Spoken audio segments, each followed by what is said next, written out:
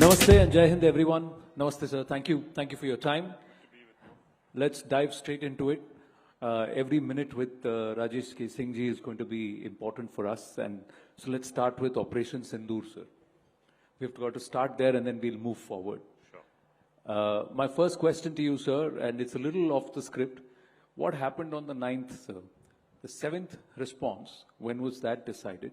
And then what happened on the 9th? Take us through that time. Well, let me put it this way. After Pahalgaon, there was a meticulous planning of what targets we should hit. The intent this time was to go beyond the foot soldiers and hit the headquarters, particularly of these two outfits, the LET and the Jaish-e-Mohammed, at Muridke and Bahawalpur respectively. These outfits' relationship with terror in India goes back to 2611. They were also involved in the Parliament attack. And the idea was to send a clear message. And we felt that the message would only go if we hit the headquarters and not just, some of the camps. The planning, therefore, was focused on that. The intent was to hit only the terrorist outfits. 9 targets were hit, including these 2 main ones. Again, the intent was to convey to the Pakistanis that this is a non-escalatory, calibrated operation hitting only terrorists. And there was no intent ever to hit their military infrastructure or their civilian assets of any kind. That was conveyed or sought to be conveyed to them the next day. They did not respond to our calls at the DGMO level and decided to escalate. That escalation, as far as the escalation part is concerned, the services in an integrated manner under the CDS had drawn up a calibrated response of an escalation ladder, how they respond and where we go from there, idea being to maintain your escalation dominance. That process thereafter started. They responded. Our air defenses held very well. But because they kept escalating, we therefore thereafter used some of our more potent weapons to hit their airfields. Thereafter, essentially, they came forward on the 9th, basically asking for a call with the DGMO, which they had earlier kind of refused even to take. And it was clear at that stage that they were in the process of capitulating, essentially. And this was in the morning of the 9th. So even before the announcement was made, we all knew that this is going to happen. This is what happened. The DGMO spoke and they essentially asked for a ceasefire. They said a few other things which I won't go into, but broadly that was the sequence of events. But, sir, why Bahawalpur and Muridke? Because the report suggested that they had actually emptied out that place. Both these places were empty. So there was no cadre there to be hit. But why hit them? Why hit these markazes? I think the hits at these 9 locations killed, according to our assessment, almost 100 terrorists and their followers. Whether some of the key people left is a different matter, but aside from the damage to the terrorists, who are also, in a way, the way Pakistan has shown that they are their assets as well, besides hitting them in terms of casualties, the intent was to demolish their headquarters. It was to send a message to these 2 outfits, who, as I said, have a long lineage in terms of terror activities in India. You must have seen the picture of the Fauj and the military also standing and the prayers being led by a known terrorist, a flag terrorist, that entire funeral which happened. What's your impression when you saw that? How would you read those pictures? So as I said just now, Anant, obviously these guys are their assets. They treat them as their assets and they mourn for them when they are hit. So it confirms and validates our assessment all along that these people are deliberately cultivated for cross-border terrorism in India as an instrument of trade policy. The difference is that under Prime Minister Modi, we've now decided that we will no longer allow them to necessarily only choose time and place. Yes, they will have the element of surprise always in terms of, hitting out, finding some innocent targets, soft targets, hit them. The intent is to, thereafter, they should know, one, that we will respond, but two, they should not know how we'll respond, the time and the place. And the nuclear umbrella is not going to deter us. There will be a policy of zero tolerance. The hits will be on the headquarters and on the leaders, not only on the foot soldiers. This is the new normal that I think Prime Minister Modi has made it very, very clear. And in future, therefore, the element of surprise will not be only with them, it will be with us also. We will sort of decide the script of what ensues thereafter once they try to, hit some soft targets in India. That expectation that the policy of forbearance that was practiced for decades, the new normal is that the forbearance is over. We will hit them hard at a time and place of our own choosing. And the level of escalation will be determined by our leadership. And it will definitely not be turning the other cheek. What kind of response was enacted by the Pakistanis? Dushman se kya hai? What came? Because there were missiles that landed in Sirsa and some P-15s were noted. Was Delhi ever the target? What was their response? How would you read that response? Yeah, so they used a mix of drones and loitering munitions and some missiles.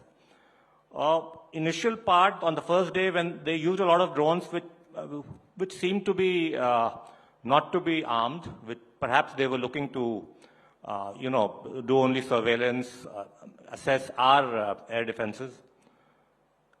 Over time, later in the night, there were some actual armed drones and explosive kamikaze drones, explosive dropping drones being used, and that caused a limited amount of damage in India. For the most part, our air defenses held very well because of its multi-layered nature, from the S-400s down to the Akash and to the Vishorads and the short-range missiles. So that multi-layered, overlapping air defense structure with many redundancies built into it held very well, I would say, and our population centers obviously were not affected at all. In Pakistan, the propaganda on that day, incidentally, was that the whole of northern India is in turmoil, and a lot of missiles have gone. So it was very funny to me because obviously we were going about our normal business and there was no sense of panic anywhere. But yeah, that was it. Our air defenses held very well, and they held because there was a fusion of both indigenous technology and and some strong assets and weapons that we had taken from foreign sources as well. So did they fire ballistic missiles, and was Delhi the target, sir? Was Delhi ever on their mark? I'm not very sure about that. They did fire at least one, but that was taken down near Sirsa, and thereafter, I don't think they probably were. They may have fired other ballistic missiles, but I don't see any reason or have not seen anything to believe that Delhi necessarily was being targeted. What was the thought behind Bharat's response? After the 8th, if I could ask you, on the intervening night of 8th and 9th, why were 11 air bases targeted? And that was a steep climb up the escalation ladder. So what brought that about? That brought it about because, as I mentioned, that it had been made clear to them that we are not hitting your military targets or anything else. Our action was confined, calibrated, and limited to the terrorist headquarters and terrorist infrastructure alone. Despite that, they decided to act as if these people were their own assets. They escalated using initially different types of drones and gradually built it up to armed drones and explosives dropping drones. Thereafter, in that night, it was decided that we need to go up to the next step. That step was targeting their airfields, as Air Marshal Dixit just mentioned. And I think that the fact that our long-range weapons, the BrahMos in particular, got through, hit some of their most strategic air bases very, very effectively, that probably brought it home to them that this is going south for them, and they decided to essentially capitulate and seek a ceasefire. But it was not 1 or 2 airfields. Sudhirji is also here. We're talking about BrahMos, but 11 airfields. Yeah. That's a steep, calibration in terms of escalation and saying really getting into their skin or under their skin. What was the thought process behind that? There could have been a response of decimating 2 or 3 airfields, but 11 at the same time. I think the intent was to go all out once they, kept escalating, despite our warning that we are being calibrated, strategic, confining ourselves. The intent was on that night to go a little all out and make it clear to them that, you will suffer much greater consequences if you sort of keep moving up the escalation ladder from your side. Our escalation ladder had certain responses built in. This was the next step. The Noor Khan strike, was there a specific reason why Noor Khan? Because that sent the general into the bunker. He's now field marshal, but he was hiding in a bunker. Yeah. I think targeting is not something that I would necessarily be involved in, so I wouldn't be able to mention that in great detail. Maybe Air Marshal Dikshit would have been the better person to respond on that. But it is one of their most important bases. I understand their VIP squadron is based there and there are other strategic assets there. The hit there probably made it very clear to them that there was no way they could sustain this kind of a conflict, particularly given the effectiveness of our long-range missiles. As per you, the Pakistanis have made a lot of claims.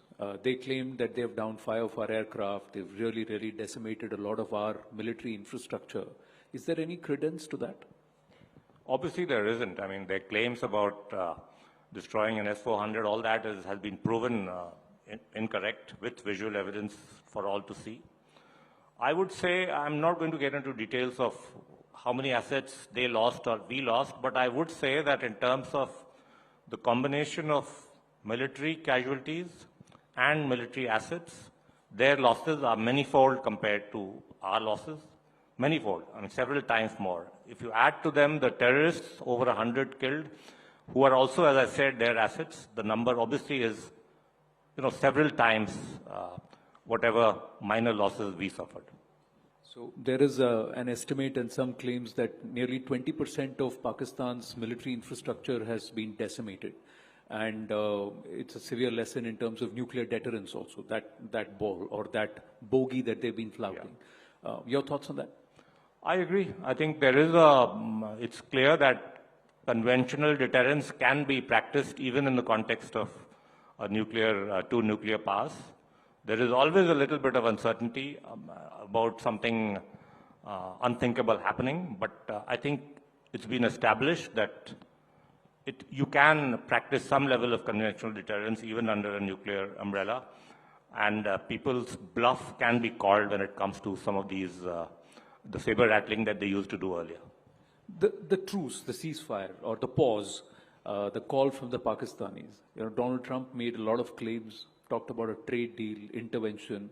There's talk that some of the Middle Eastern nations were also talking. Your thoughts? Was there pressure? This is something that perhaps the MEA would be in a better position to answer, but I do want to emphasize what has always been said, that this was a bilateral sort of agreement. If you see the sequence, I mentioned the fact that this came about, request for a talk came in the morning. We knew at that stage already that they were about to capitulate. So, yeah, from that sequence, it should be very clear that it is bilateral. The fact that a lot of friends and well-wishers would also be talking to both sides is not a secret. That would have also been happening. The Pakistanis, have they learned the lesson, or are they going to recalibrate and again try something in the near future? Your assessment? Their intent, we can only assess their actions. So we'll wait and see. I think deterrence works with them for a certain amount of time. Thereafter, they often go for a further provocation. I wouldn't rule out anything. End of the day, it's a state where the old cliche goes that it's an army with a state. And it's true, they've captured the state apparatus. They've captured the state's resources as well. They are, as I mentioned in another interview, this gentleman, the field marshal, sits on an investment facilitation cell there, deciding where resources should go and what should be done. He's essentially deciding economic and financial public policy as well. So yeah, it's a very different kind of a state, and obviously they are therefore able to divert resources from their economy, which has gone through, I think, if my memory is correct, they've gone through 24 IMF bailout packages. Their GDP is about 1/10 of ours. And right now, the last I saw the data, 2 of our Indian states, Tamil Nadu and Maharashtra, have higher state domestic products than Pakistan. 3 others, Karnataka, UP, and 1 other state, Karnataka, UP, and Gujarat, I think. 3 others are going to sort of get ahead of Pakistan in GDP terms by the end of this year. So obviously, the ability of this army to garner resources, divert it for the military, while keeping its population without social and economic security, that is the real challenge there. And it's important to expose this, because that is why they've, as a country, they've even gone behind Bangladesh when it comes to per capita GDP and in terms of economic and social indicators. Taking the conversation forward, what, according to you, are the 3 or 4 big learnings from this 90-hour conflict? And was there a moment where we also had to recalibrate as a nation in our response? Did we underestimate, overestimate somewhere?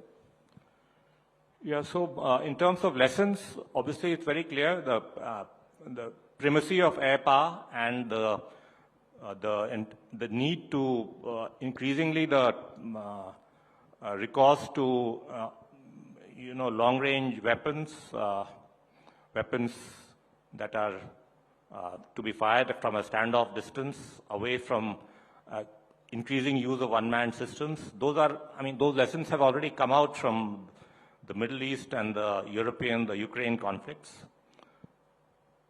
It was brought home to us more clearly during this conflict. There was quite a lot of use of drones and loitering munitions, kamikaze drones on both sides.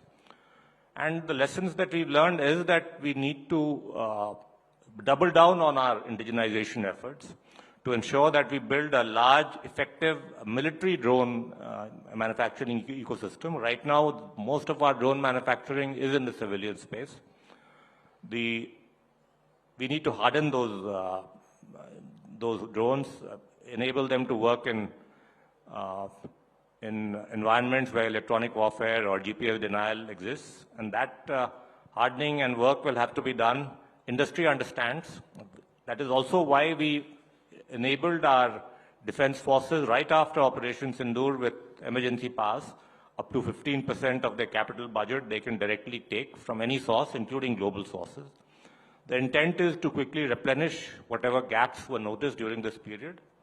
Also, give visibility to the industry in terms of orders.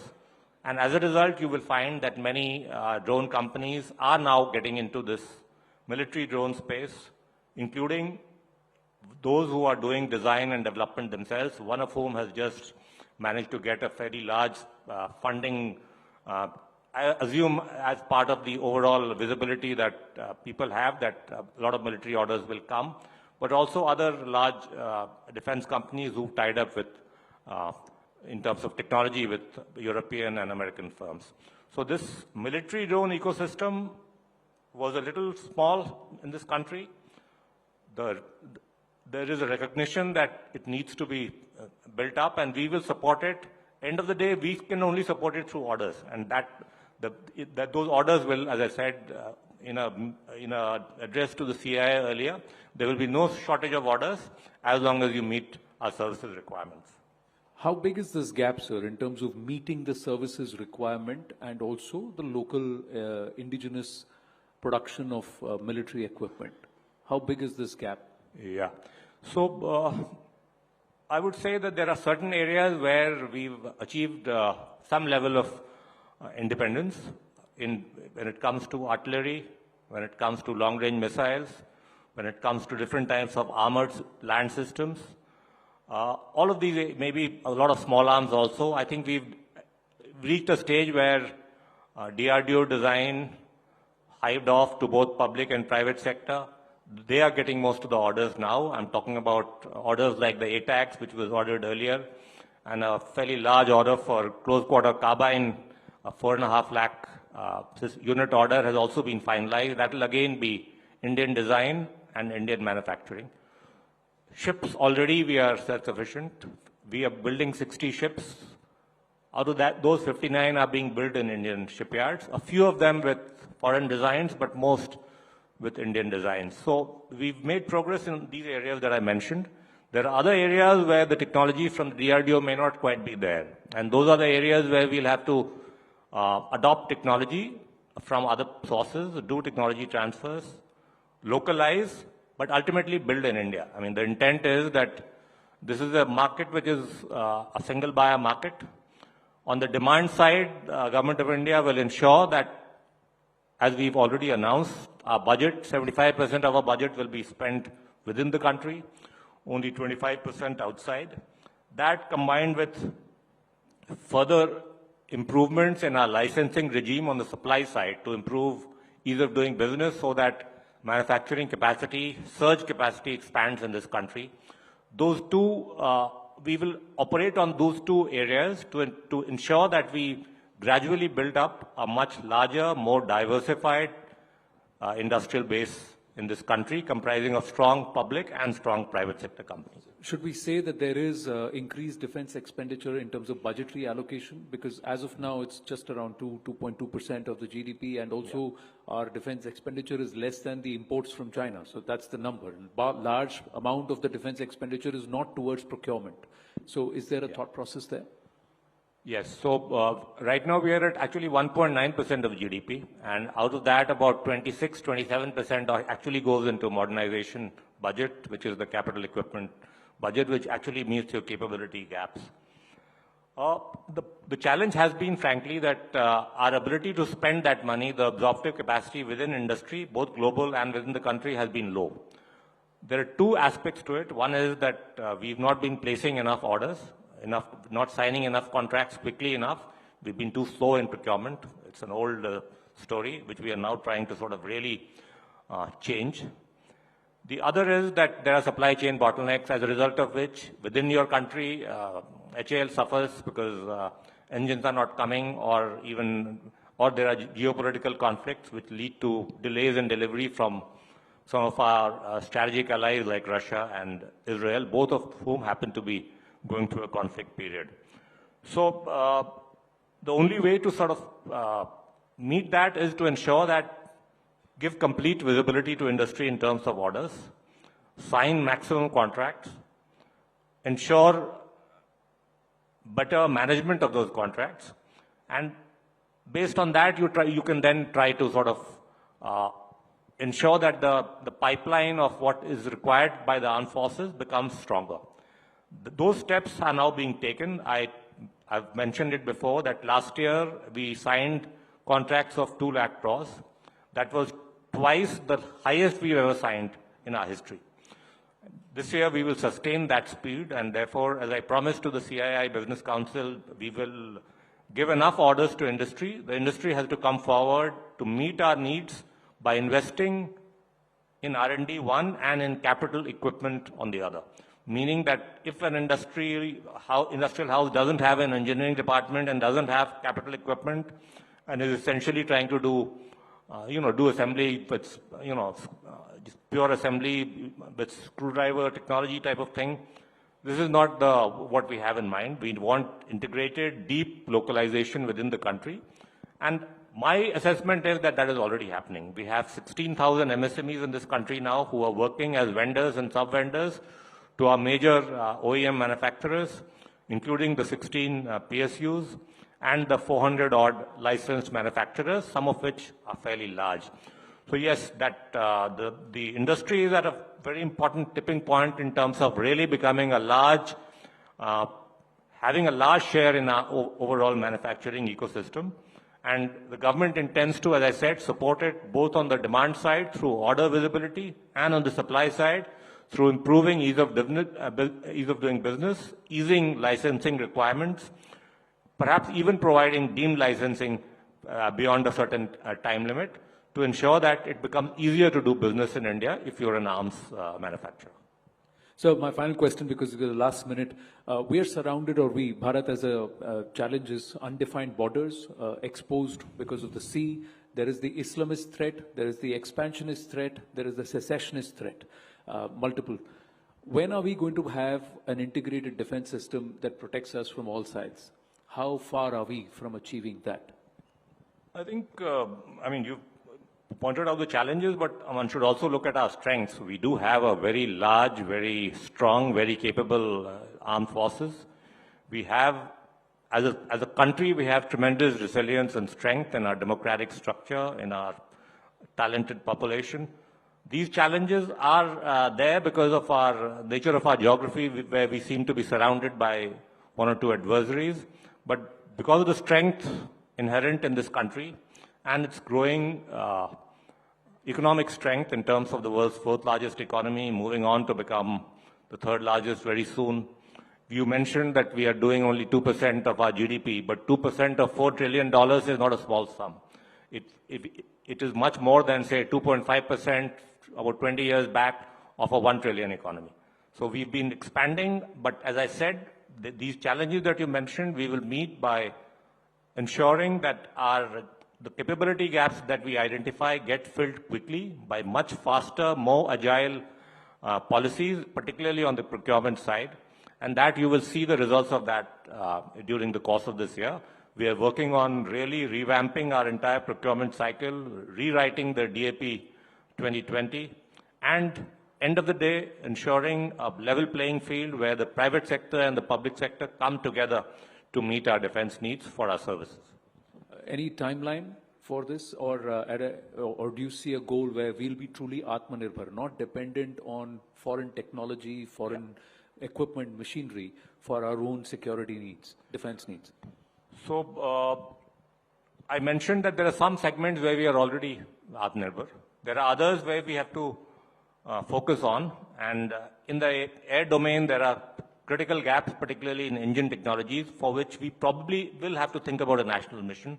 That's a fairly yawning gap which we need to fill.